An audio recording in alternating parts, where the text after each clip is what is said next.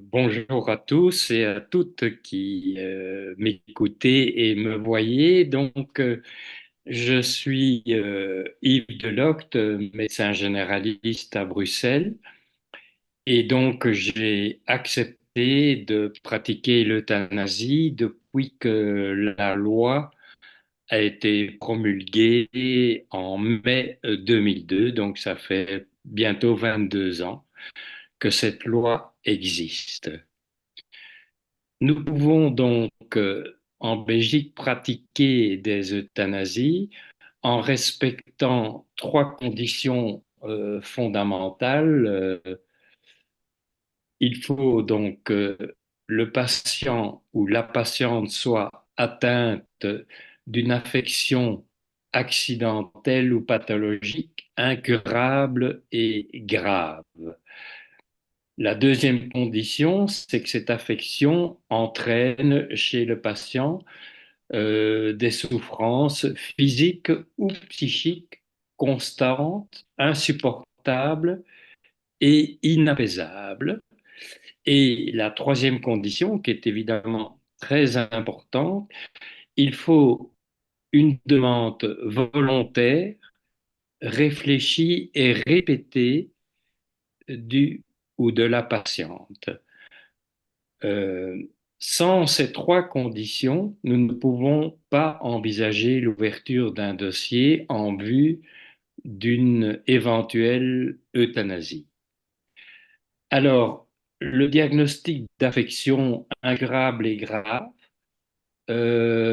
c'est donc une notion objective qui va être prouvée par des certificats médicaux de médecins spécialistes de l'affection dont souffre le patient.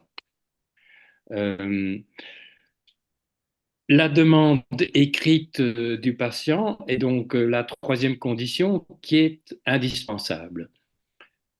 Cette demande écrite devra donc être écrite par le patient, datée et signée par lui. Il y a de rares cas où malheureusement le patient qui est conscient n'est plus capable d'écrire. L'euthanasie est possible s'il y a un certificat du médecin qui précise que le patient n'est pas capable d'écrire.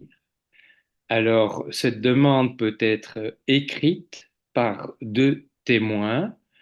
Un des deux témoins ne doit pas avoir de liens familiaux avec le patient, ne doit pas avoir le même nom. Donc là, c'est une exception. Nous avons rencontré des cas où malheureusement le patient n'était plus capable d'écrire. C'est assez rare, mais malheureusement, cela existe. Quand ces conditions sont remplies, ce que je fais donc à Bruxelles, j'envoie généralement le patient chez un deuxième médecin qui est un psychiatre qui va préciser que le ou la patiente donc, a ses capacités mentales pour faire ce genre de demande. Donc, il y a déjà un deuxième médecin qui entre dans le parcours. Il va voir le patient et en fonction du dossier et de l'entretien qu'il aura eu avec lui, va m'envoyer un rapport en certifiant que le patient, au vu du diagnostic posé, a toutes les capacités pour envisager ce genre de demande. Voilà donc au départ les conditions pour envisager une éventuelle euthanasie. À ce moment-là, le patient rentre chez lui, soit en Belgique, soit en France, et le dossier est ouvert, il est en ordre au niveau de la loi belge, il a été vu par deux médecins, le spécialiste, le psychiatre ou le neurologue et moi. Le patient rentre chez lui et souvent d'ailleurs ce que j'ai constaté, c'est qu'il est soulagé. Il se dit que si un jour il arrive au bout de sa souffrance personnelle, il aura une porte de sortie. Et j'ai d'ailleurs remarqué que beaucoup de patients, surtout les patients français qui savent que c'est interdit en France, euh, repartent presque en souriant. Certains même reprennent leur traitement qu'ils avaient arrêté. Et parfois, on n'entend même plus parler d'eux pendant des mois, si pas plus. Donc, quand ces trois conditions sont remplies, le patient nous donne des nouvelles régulièrement de son état de santé, de l'évolution de sa maladie. Et si malheureusement il arrive au bout de sa souffrance, ce que lui estime être le bout, il n'en peut plus, il dit voilà, mon dossier a été préparé en Belgique, je voudrais pouvoir bénéficier d'une euthanasie. Il nous propose une période qui nous convient. Si c'est un patient français, il n'a pas de domicile à Bruxelles, donc nous pratiquons l'euthanasie dans un hôpital bruxellois. Quand c'est un patient belge qui a un domicile en Belgique, euh, c'est chez moi, excusez-moi. Si c'est un patient belge, la majorité, disons que entre 50 et 60% demandent de pouvoir bénéficier d'une euthanasie à domicile. Euh, les 40% restants demandent à l'hôpital. Pour les Français, donc, ça se fait à l'hôpital. Voilà, en gros, donc nous demandons aux patients d'arriver la veille, surtout si c'est un Français. Je les vois encore une dernière fois pour leur demander s'ils ne changent pas d'avis. Le patient a toujours le droit de changer d'avis. Et donc l'euthanasie se pratique le lendemain, soit chez lui, soit à l'hôpital. Une euthanasie se pratique comment? Donc, nous injectons, surtout quand c'est à l'hôpital, un, des barbituriques et le patient s'endort très vite, sans aucune souffrance. En moins d'une minute, il est endormi et 2, 3 minutes après, il nous a quittés. Voilà, de façon très brève, comment se passe une euthanasie en Belgique. Après, évidemment, nous, les médecins, nous avons encore beaucoup de documents à remplir que nous devons envoyer à la commission de contrôle en expliquant ce dont le patient souffrait, si les conditions étaient remplies, etc.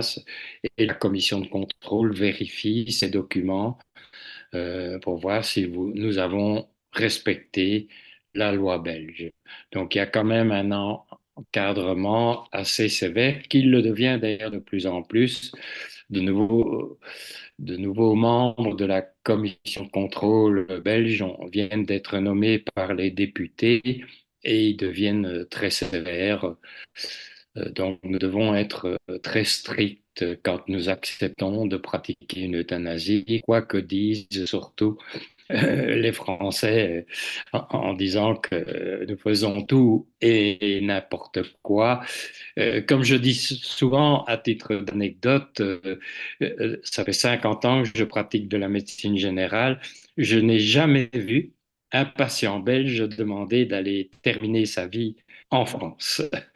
C'est malheureusement l'inverse et nous sommes actuellement assaillis de demandes de patients français qui, voyant que ça reste interdit et peut-être malheureusement encore pour de nombreux mois ou de nombreuses années, demandent notre aide en Belgique. Et bon, nous ne sommes pas demandeurs, nous ne voulons pas que la Belgique devienne le mouroir des patients français, Et bon, quand les conditions sont remplies, je reçois les patients à Bruxelles et je parle avec eux, je leur explique et si les conditions sont remplies, comme je l'ai dit, ils repartent soulagés.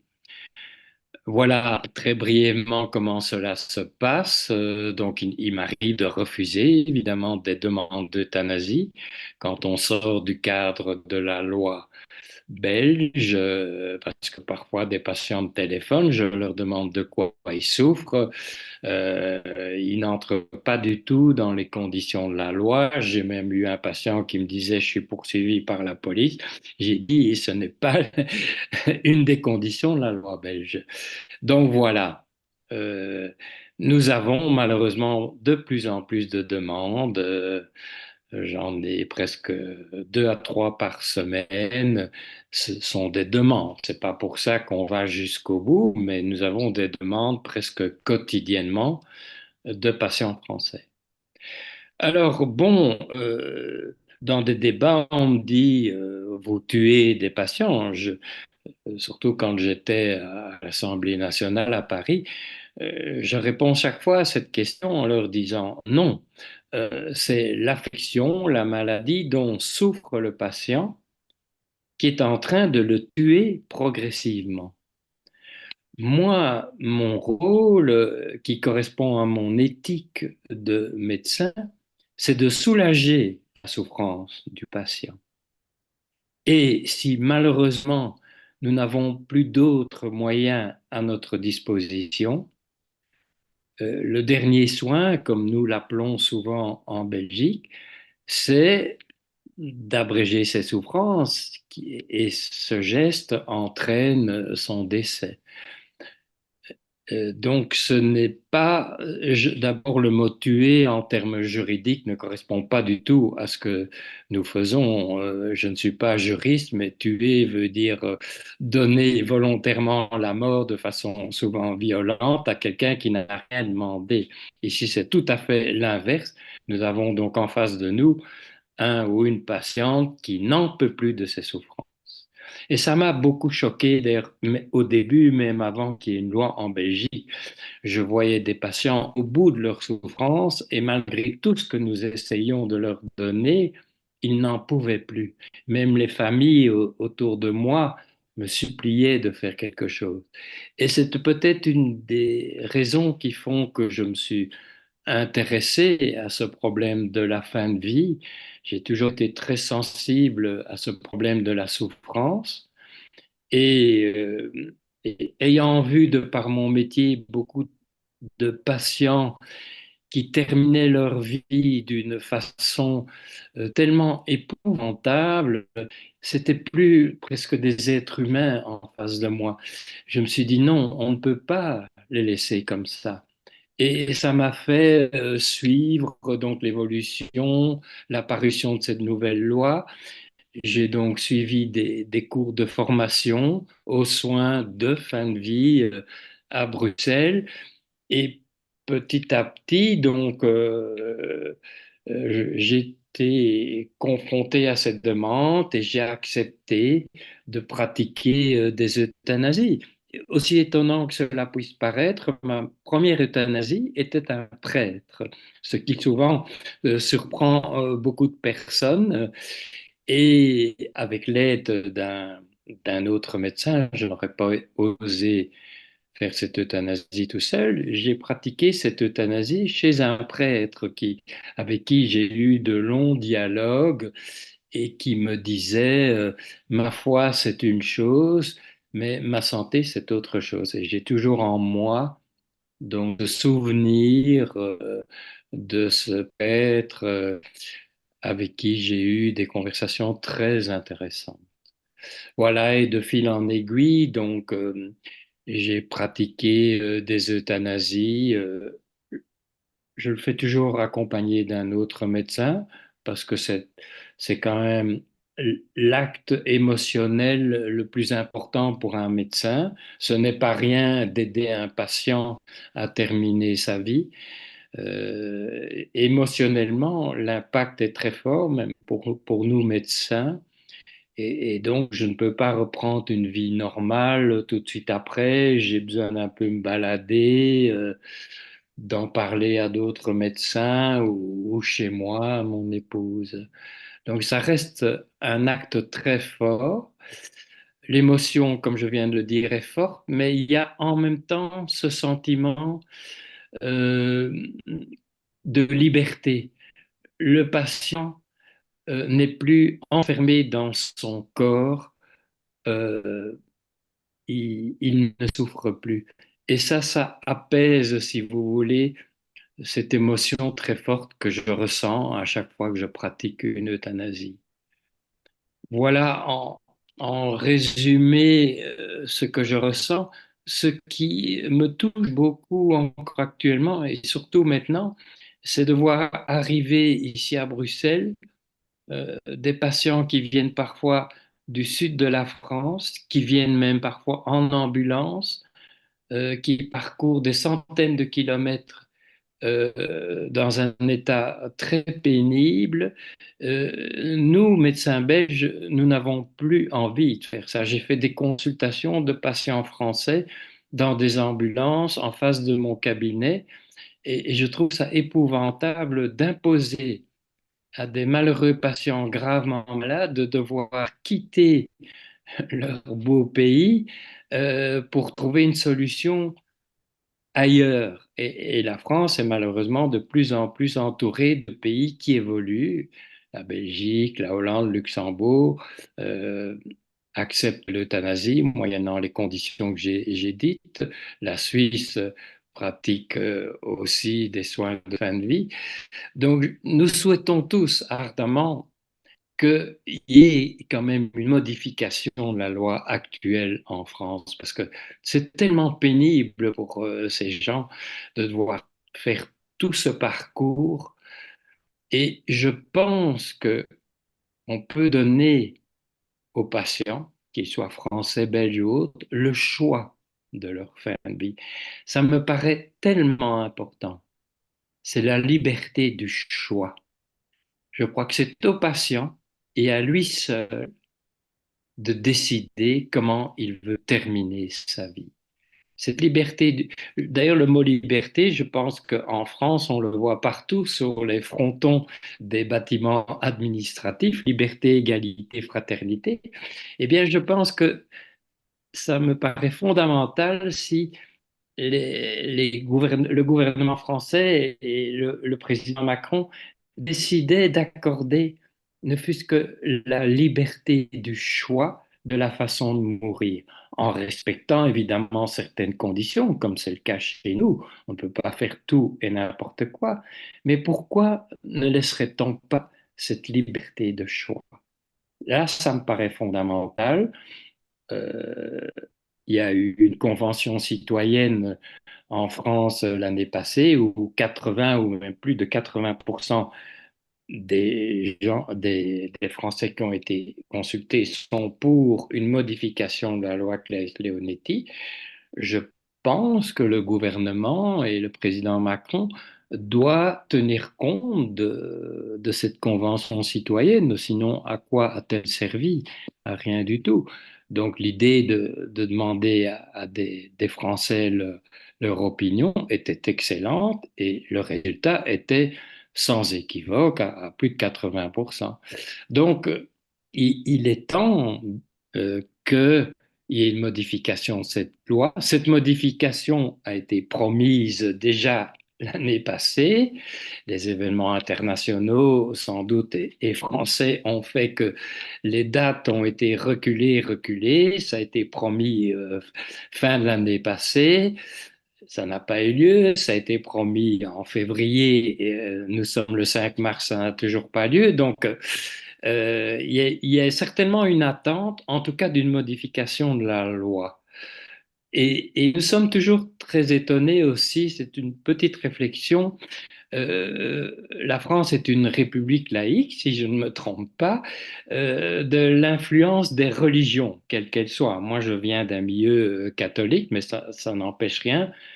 Et on a l'impression que la religion catholique influence fortement les décisions qui pourraient apparaître prochainement. Et ça nous étonne, nous Belges. Voilà, je pense que pourquoi est-ce qu'il y a pourquoi est-ce qu'il n'y a pas une loi sur l'euthanasie en France? On me pose aussi souvent la question. Donc je pense que, comme je viens de le dire, il y a l'influence des religions, surtout les religions monothéistes. Il y a l'influence des médecins aussi, de l'ordre des médecins, qui n'est pas trop pour. Et je pense que, et surtout les médecins qui sont aussi députés, sont plutôt contre. Et je crois que le président Macron a peur d'eux, a peur des religieux. Il y a aussi évidemment les lobbies pharmaceutique, on appelle ça l'or blanc. Évidemment, les, ça rapporte peut-être des gens âgés qui sont dans des EHPAD et qui restent là des années, mais ce sont des images affreuses à voir. Voilà donc en gros un peu mon sentiment actuel sur ce qui se passe chez nous, sur ce qui se passe en France et l'attente. C'est ça qui est important, l'attente très importante des Français d'une modification de cette loi. Alors que la France est entourée de plus en plus de pays qui évoluent, même des pays catholiques, plutôt conservateurs, l'Espagne, le Portugal, l'Italie, progressent, essayent d'améliorer les soins de fin de vie, etc. Et il y a un blocage en France que nous, Belges, avons du mal à comprendre. Et nous espérons vraiment que cela va être modifié. D'abord, évidemment, dans l'intérêt des Français. Nous ne sommes pas demandeurs de passer notre temps à pratiquer des euthanasies de patients français. Voilà en gros ce que je pense aujourd'hui. Un médecin me disait ce matin, l'euthanasie, il est dommage que, bon, le patient est décédé, qu'on ne puisse pas demander au patient qui nous a quittés ce qu'il pense de ce qu'on a fait et de sa souffrance. L'IVG, on a pu, Madame Veil l'a très bien fait, interroger les femmes qui étaient passées par l'IVG. Et ces témoignages très importants ont sans doute contribué à faire prendre conscience qu'il fallait faire quelque chose. Les femmes qui sont passées par là, leur témoignage est fondamental. Dans l'euthanasie, nous utilisons les témoignages des familles qui sont très importants, j'en ai pas parlé, ce qu'ils ont vécu et les remerciements que nous recevons après. Mais évidemment, nous n'avons plus après le témoignage de celui qui nous a quittés. Et un médecin me disait ça encore ce matin. On ne peut pas utiliser cet argument. Moi, je l'ai jusqu'au dernier moment, et cette effarance que le patient qui va nous quitter nous dit, la majorité des patients me disent, vous auriez déjà dû le faire il y a 3 mois. Comme je l'ai dit au début, vous allez enfin me libérer. Vous êtes certain que je serai mort, que je ne vais pas revenir. Tout ça est très, très important. Et on n'utilise pas ces arguments, tandis que dans l'IVG, comme je viens de vous l'expliquer, les femmes qui sont passées par là peuvent en témoigner pendant des heures. Quand la maladie a gagné, qu'il n'y a plus d'espoir de guérison, c'est une condamnation à mort. On meurt parfois de faim, parfois c'est la souffrance qui rend la fin de vie semblable à une torture. Quand on est condamné, autant que ça se termine vite. Avoir le droit, c'est avoir le choix.